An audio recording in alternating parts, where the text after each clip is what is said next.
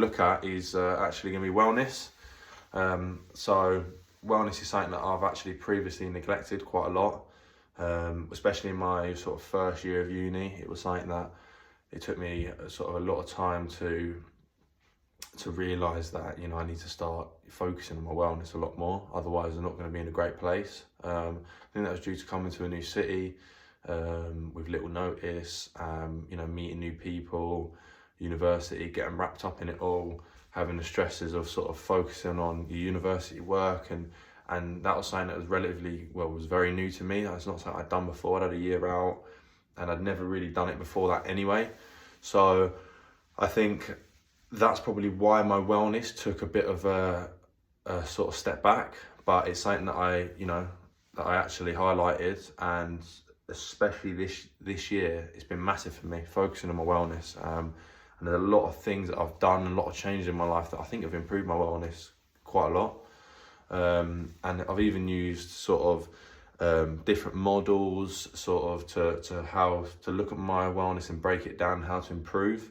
So we've got Hetler B, the 6 dimensions of wellness model. So basically that looks at your overall wellness and it sort of breaks it down into a tree. So you got physical, emotional, social health, wellness, and then that breaks it down even further, and then you've got mental well-being, personal growth and independence. So for me, this model by Hetler B 1976 was huge for me, because it sort of allowed me to sort of picture how I need to look at my wellness. You know, it's not just wellness, how are you feeling today? It's not as simple as that, and that's how I used to look at it. No, it breaks down into many different parts. And that's what I've done, you know, for myself, getting pen to paper and going, okay, wellness, what's wellness to me? Physical health, mental health and social sort of health, well-being. Break these things down now, Ed, write them down on paper and how you currently feel about them and how you're going to go forward and improve them.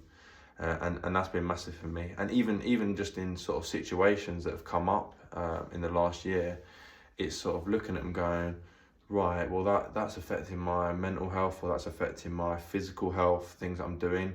So I can actually now, I've learned to now sort of identify when I'm, you know, being affected by something, or even when I'm being, you know, when something's going well, you know, where is that helping me on my well-being? Is that helping my physical well-being, my emotional well-being, my social well-being? You know, is it helping my personal growth, independence? All these things I'm now actually able to identify it due to this model and actually put it in a bracket and go, that's where that belongs. And yeah, I've now improved that, and I can take mental notes of it. And that's really helped me big time.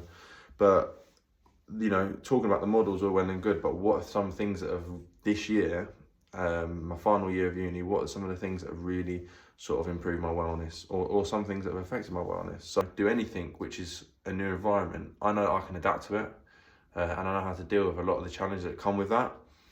My wellness also improved through my physical wellness. So this year, I've always trained, I've always been quite fit, but this year I had a big emphasis on, you know, it's not just your physical sort of health and how you look. You know, a lot of my stuff used to be based on how I looked, it's how I trained.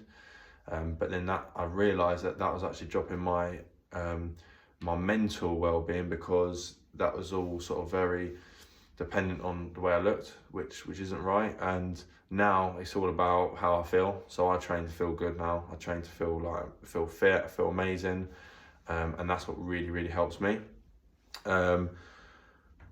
Social support and emotional well-being. So I've had great people around me this year. That's another thing that's changed. So I've had really good people around me. That's not just at work, within my internship, my partner and their family.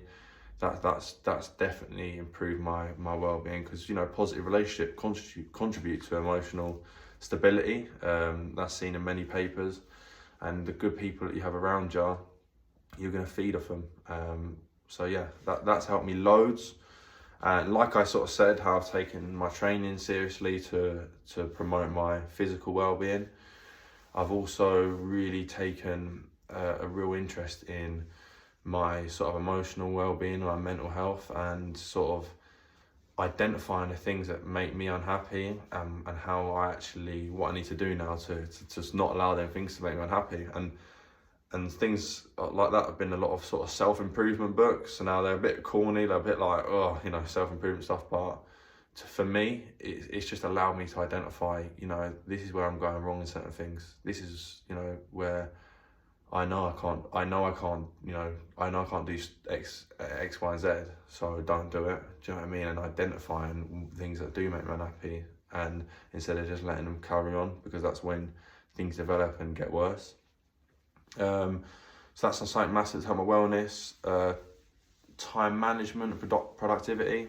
I mean, that's like one for me that this year I feel like I've absolutely nailed it, because I'm now like miles sort of ahead of where I used to be with productivity. And that's probably now due to my internship, because it's very serious, very professional, and working in a football club. If you've ever done it, you'll know that time is the number one factor. You know what I mean? Never late for anything. Time is huge, and that's helped me big time. So yeah, and then finally, all of these sort of things, so the living independently, exercising, practicing sort of the self-improvement and really looking and reflecting on myself, has really sort of lowered my stress levels. I found a lot of things very stressful, like an assignment deadline, very stressful, work, sort of things at work, very stressful. But now, because all of these things have helped me become, you know, better with productivity, better time management, I don't have that stress anymore, and that's made my mental well-being so much better. And finally, I'd just like to say, all of these things, like I said, these are things that have been happening all year now, but I think the key message from this is looking back at your wellness, you know, looking at your wellness through that model that I spoke about, and identifying what fits where. And that's really helped me, and I can now move forward with that in any situation I'm going to go into. You know, I can use that model for just work itself, I can use that model for just my home life, just my own self, and I can slot that where I need it to go and use that as a tool to push me forward. And any new environment, any new situation I get into, I now know, and I feel confident in myself that I can read what's going on within myself, and I can read situations and understand where I need to go and where I need to be within my wellness holistically. So thank you very much. That's my wellness section done.